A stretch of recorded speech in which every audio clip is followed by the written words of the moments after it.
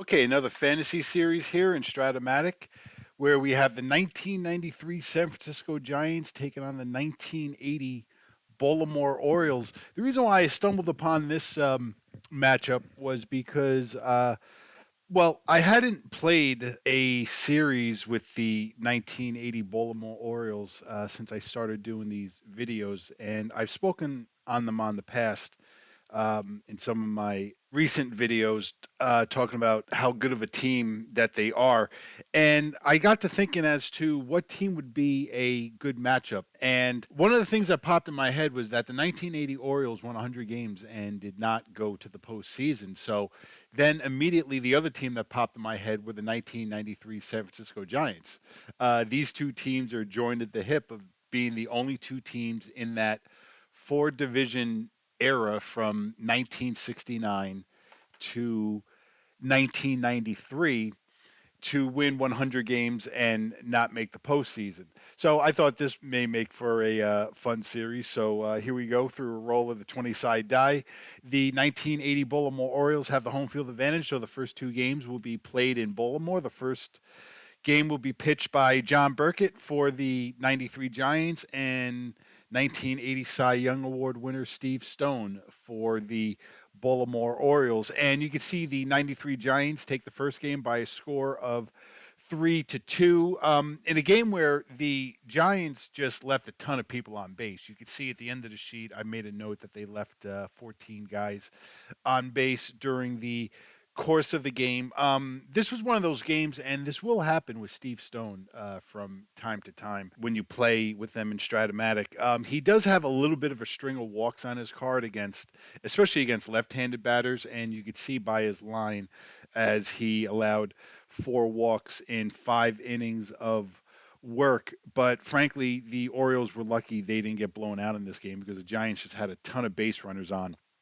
Um, the Giants had a 3-1 lead going into the bottom half of the ninth inning, and with closer Rod Beck on the mound, Eddie Murray hit a solo home run.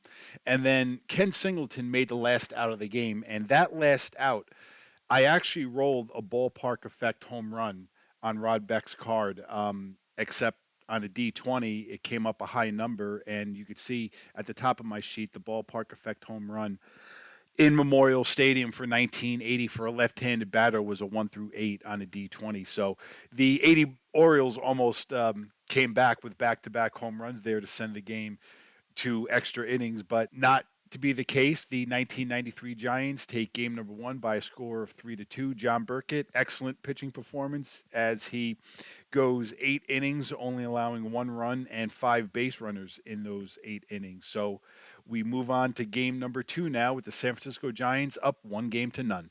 Okay, in game number two, we have Bill Swift going for the Giants and Scott McGregor for the Baltimore Orioles. So let's take a look and see what happens in game number two.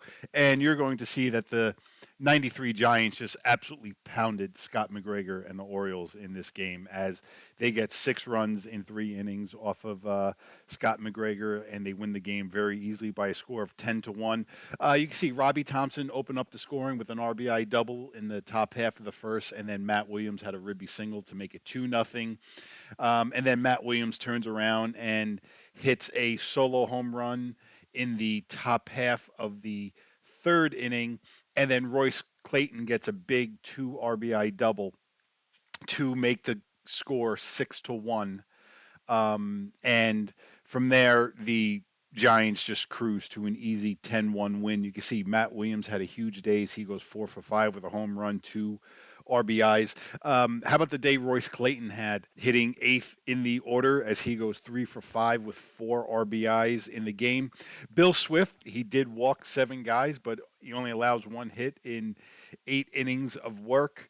So the San Francisco Giants leave Baltimore with a 2-0 series lead. Okay, in game number three now, series moves to San Francisco. We have Jim Palmer on the mound going up against Trevor Wilson for the San Francisco Giants. And what I wanted to do with the Orioles going into this game was I wanted to make sure I stacked the lineup with as many right-handed bats as possible based on the card that Trevor Wilson throws out there. So you could see I made a lot of changes to the Oriole lineup. Basically, what it entailed was moving Bumry out of the leadoff spot and center field, and I moved Gary Renicky from left to center, and I inserted Benny Ayala into left field, albeit he's a 5 in left field, I know, but I was just desperate to get this Orioles offense going a little bit, and the plan of attack was to be, let me try to get ahead early and then from there make some defensive changes. So let's see what happens here in game number 3.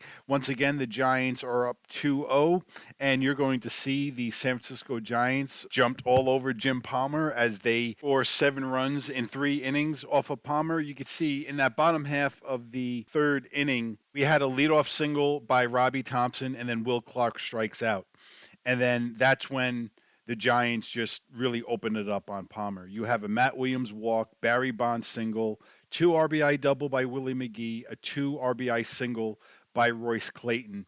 And then after Manwaring grounds into a force out, Trevor Wilson hits a 2-run home run. So how about that? Trevor Wilson, who had a 6 batter rating as a pitcher, makes the score 7-0, and from there it just wasn't really much of a game. I guess the 80 Orioles made it kind of interesting in the top half of the 6th inning.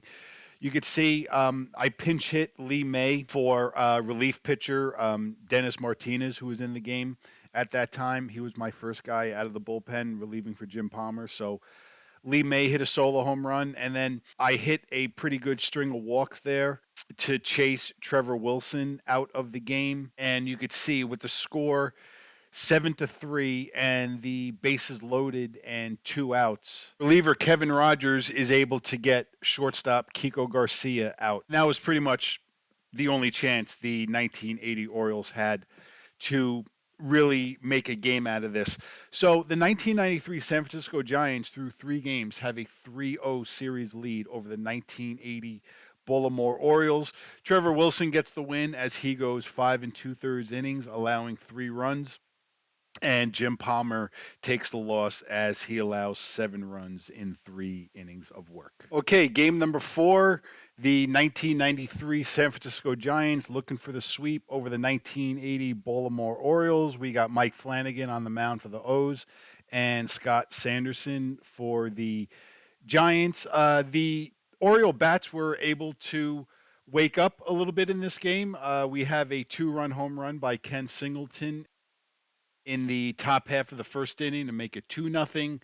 Then catcher Dan Graham hits a solo home run in the top of the 2nd to make it 3-0. And then Eddie Murray hits a solo home run in the top half of the 3rd inning to make it 4-0. Now the score was 4-2 in the bottom half of the 6th inning, and there were 2 outs and nobody on.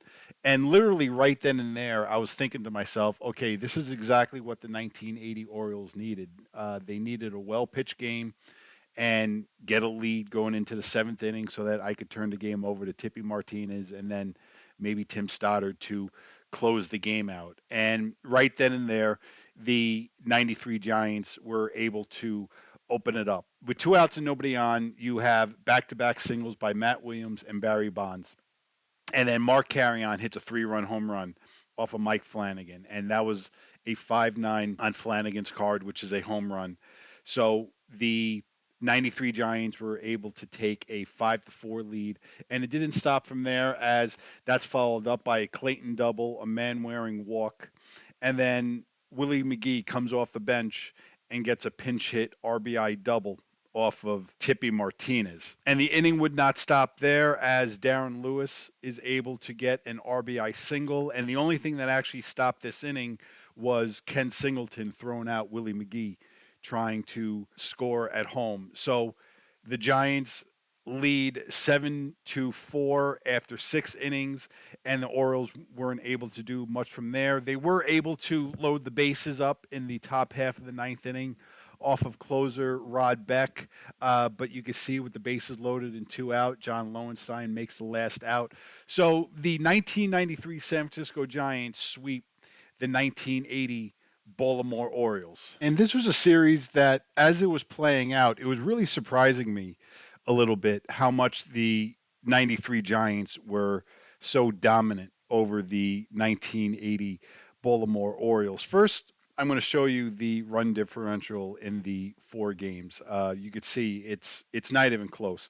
The only really close game you could say was game number one that San Francisco won 3-2. I know game four the Orioles did have the bases loaded and two out in the top half of the ninth inning, but that game did end by a score of 7-4. And speaking of game number four, that was the only game where the 1980 Orioles actually held a lead in this series. When they took the 2-0 lead in the top half of the first inning, that represented the 1980 Orioles' first lead in this series. One real standout performance in this series, a guy who was a real difference maker, in my opinion, was second baseman Robbie Thompson for the 1993 San Francisco Giants. You could see he was just absolutely terrific in this series as he goes 6 for 19 with a home run, 4 RBI, and 4 runs scored in the four-game sweep. Also, not to mention, the San Francisco bullpen was completely lights out in this series as they only allowed 1 run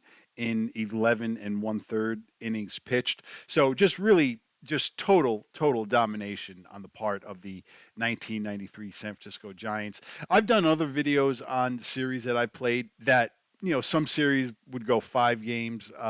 This is the only the second video I've done where there was an actual sweep, and that was actually my most recent video on the 1983 Orioles getting swept by the 1979 Expos. So maybe I should stop playing these series with these great Oriole teams since I obviously don't have any luck playing with them. But this was the first time I actually played a series where I would say it was around like the middle of game three when I was playing it, where I was just like, man, this isn't even close. And that's what was so surprising to me because I've played with and against the 1980 Orioles and Strat-O-Matic so many times in the past. I know how good of a team they are, but it was just one of those deals where it was just an avalanche by the 1993 San Francisco Giants. 93 Giants have a really good lineup. They're really good at the top of the order with Darren Lewis and Robbie Thompson. And obviously, when you have Matt Williams and Barry Bonds in the middle of the order, you're going to be really solid there. But really, what I think really makes this San Francisco Giants offense really go is I really like what they have in the six hole with the platoon in right field with Mark Carrion and Willie McGee. Both of them have really good cards. Not to mention your 7 hitter, Royce Clayton, has a really nice card as well. So you do have a lot of depth in this offense with the 1993 Giants. And they have two excellent starting pitchers in John Burkett and Bill Swift.